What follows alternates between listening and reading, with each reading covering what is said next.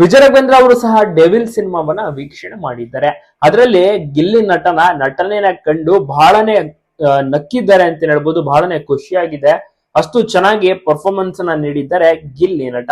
ಹೌದು, ಗಿಲ್ಲಿ ನಟನಿಗೆ ಬಹಳಷ್ಟು ಮೆಚ್ಚುಗೆ, ಸಂಭ್ರಮಾಚರಣೆ ಕೂಡ ಸಿಗ್ತಾ ಇದೆ.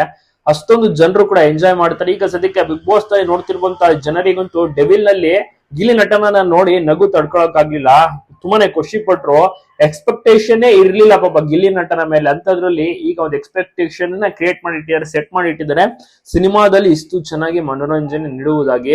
ಜೊತೆಗೆ ಈಗ ಗಿಲ್ಲಿ ನಟ ಬಿಗ್ ಬಾಸ್ ನಲ್ಲಿ ಇದ್ದಾರೆ. ಬಿಗ್ ಬಾಸ್ ಮುಗಿದ ಬಳಿಕ ಯಾವ್ಯಾವ ಸಿನಿಮಾದಲ್ಲಿ ನಟಿಸ್ತಾರೆ ಅಂತ ಬಹಳಷ್ಟು ಎಕ್ಸ್ಪೆಕ್ಟೇಷನ್ ಕೂಡ ಜಾಸ್ತಿ ಆಗಿದೆ.